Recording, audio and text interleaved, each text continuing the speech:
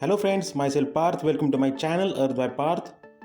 Today I found aircraft graveyard in Arizona, USA. These planes are used in World War II. Currently there are over 6,000 planes. Most of these planes are bombers used in World War II.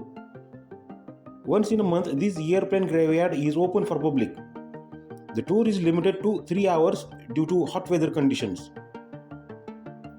You can search this graveyard on Google Earth using coordinates given in description.